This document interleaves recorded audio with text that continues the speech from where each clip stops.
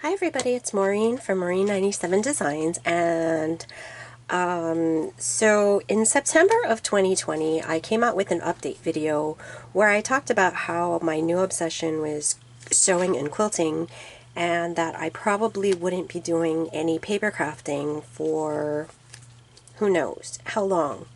Well, apparently the time has come. I've sort of eased back into paper crafting. I just made a card, and then I wanted to show you this that I've been keeping my kind of daily journal.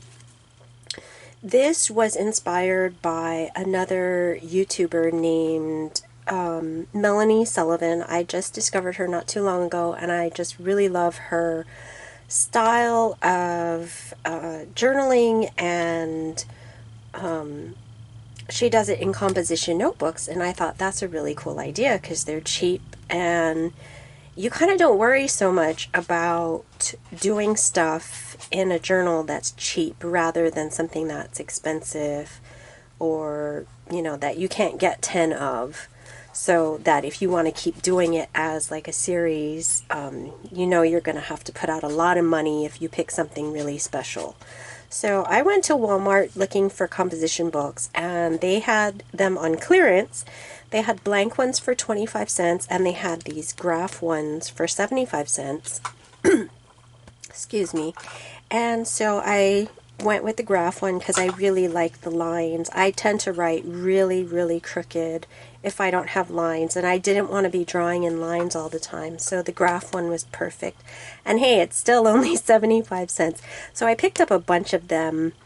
And the thing about it is Melanie recommends getting the composition books that are made in Vietnam because she said that the paper quality is a little better than the books made elsewhere.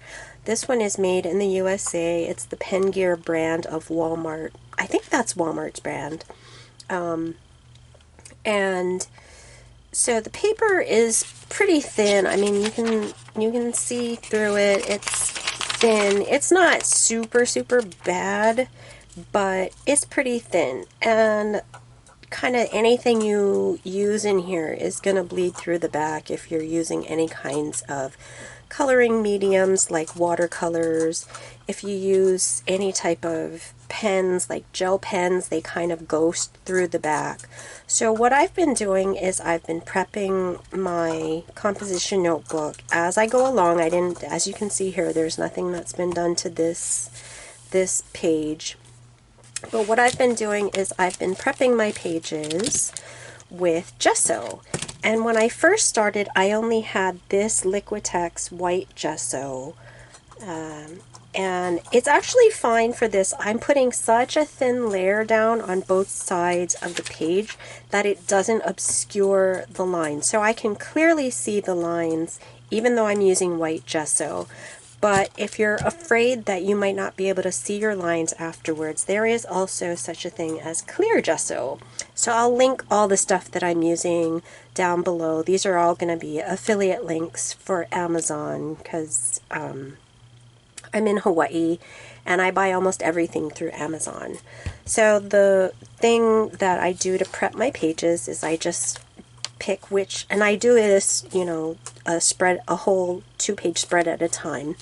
And then what I've been using is just plain old deli paper. I bought mine at Sam's Club, and basically what it is, it's paper that has kind of a waxy surface on one side and then just a paper surface on the other side. And as the name implies, they use it in delis like to wrap sandwiches and stuff in. So I put the wax side up and I just turn the page, one page, and I put the deli paper behind the page. And this is so that if any of the gesso kind of squishes out over the edges of the page, it doesn't glue all the subsequent pages together, which I actually have been doing. When I first started, I wasn't using the deli paper, and so I was constantly gluing all my pages together with the gesso. But I recently started doing the deli paper, so it's much better now. And then this is what I've been using to spread my gesso. It's a Catalyst Wedge. This is W-06, which is just a straight wedge. And it's made of silicone, and it comes down to this nice tapered edge here, which is great for spreading any kind of media, wet media, really nice and thin. You can actually manipulate it so that you're not spreading it quite as thin, or you can spread it really, really thin where you can barely tell there's any gesso. So actually what I'm going to do is I'm going to show you the white on one side and I'll show you the clear on the other side. And you can see that the white really isn't that dark. So I just pour a little bit of my white gesso in and then I just start spreading it with my wedge. And the thing is, when you start spreading it, the gesso comes up on the wedge, so that when you're spreading it, if you want to put down a thicker coat, you kind of tilt the wedge. Instead of keeping it so upright, you tilt it down and then the gesso comes off of it. And I just do that pretty much all over the whole page, and you got to kind of hold it to keep it from wrinkling up and folding and crinkling and whatever. But there, you can see I have the gesso, but you can clearly still see all the grid. And it kind of gives it a little bit of a whitish tint, but not that much. The other thing with this paper is that the lines are not waterproof. So when you use wet media on them, the lines kind of blur and bleed. But with this, it's not too bad, and even if it does, it's not a whole lot of ink where it's going to really ruin your project. So anyway, once I get done with that, and I make sure I tilt my wedge so that I'm getting all of my gesso off it, and this isn't finished, obviously, I've got a lot of open space here with no gesso, and I want to kind of cover the whole thing. So I would put more gesso on here and spread it out a little bit more. But just so you can see, let me take my clear gesso. Sorry, I haven't opened it. I just got this bottle from Amazon. So I'm going to use this clear gesso on the other side. And you can see that it's going down white, but I expect it to dry completely clear. There's some kind of thing there. Okay, so again, I'm just going to use my wedge the same way, and you can point it in different directions to get the gesso exactly where you want it. And I put a lot more on this side than I did the other side, so it's covering very nicely. And I'm not sure if you can see, it's sort of there, you can see there. The color is bleeding from the lines, but it's not a super big deal. So this isn't going to dry completely clear. It's going to have sort of like that aqua turquoisey, really light haze from the lines bleeding. But like I said, it's not a big deal. And I just have some extra on my wedge here, so I'm just going to put this on the other side. But you can see already with my nice thin coat, it's drying really fast. And that's it. So here's my clear side. I'm going to take out my deli paper so that it doesn't get stuck in there. So you can see the difference. Here's the clear side, and here's the white side. And you can see a little bit of that white, but you can tell that I used such a thin coat that it doesn't really obscure the lines at all. So that's just what I've been doing. And actually, I'm going to put this deli paper back in here because I wanted to do a kind of flip through for you. Although this is actually almost dry, it's just a little bit tacky. Because I'm putting such a thin layer, it dries almost immediately. But I'm going to put these deli papers in just to make sure those two pages don't stick completely together. So Melanie does this absolutely wonderful job of decorating her covers of her composition book. She decorates the inside covers. Usually she puts a pocket on in the inside. She does like this whole thing that she sews onto the front of the cover with like a clear plastic transparency cover, and she numbers them. And I kind of like just the fact that this is a graph composition notebook. I think that's kind of cool. So at least for now, I'm not decorating the outside of this one. I think what I'm going to do, though, is number them so that I know what order they go in when I want to look back on things. And then I would probably put the date range on the spine as well. It's a nice black spine I can write with like a white or silver paint pen. So let me show you basically what I've been doing is I've just been keeping this as my daily journal and sort of like a little playbook. Not like sports play-by-play book, but to play in. So I started this, I have a little date stamper, and I started this on March 9th of 2021. I was testing some watercolors over pens, and it turned out the Sharpie gel pen, boo, totally bled out. It's not waterproof, so then I had to find some other pens, and I went through just my stash of what I had, and microns are actually really great permanent pen, but sometimes the microns would skip because of the media that I was using underneath it.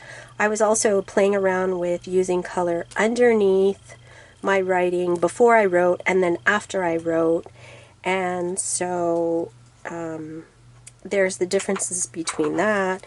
This day I bought a dress from the thrift store that I wanted to rip up and use in my slow stitching, so I put a plain piece on this edge here, and I put a little of the lacy piece on the page. And I actually really like doing stuff over the edge of the page like this. I just folded it over and sewed it down with my sewing machine, because when you look at the side of it, then it's a little bit more interesting than just plain edge papers.